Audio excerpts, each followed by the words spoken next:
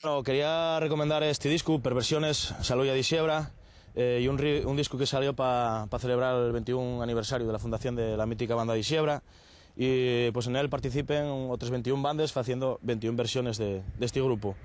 Pues qué decir que de Siebra, pues no mucho, ¿no? Que tiene una larga trayectoria, que están bastante consolidados, con muchos conciertos a sus espaldas y 9 discos en el mercado. El disco pues tiene un diseño muy guapo y en él podemos atopar pues textos de otros 21 escritores haciendo un guiño literario al grupo.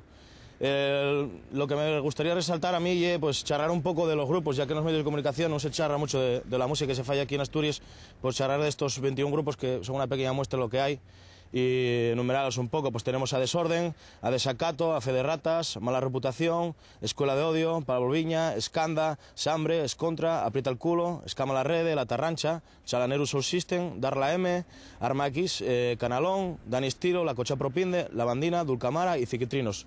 Son una pequeña muestra y pues cada uno de ellos falla una versión más o menos respetándoles originales, van desde el palo del punk rock, punk, hardcore, hip hop y al folk o la música tradicional. Recomiendo vos el disco y recomiendo vos los 21 grupos que salen en el disco, siempre que podáis estar atentos a ellos. Pues disfrutáis.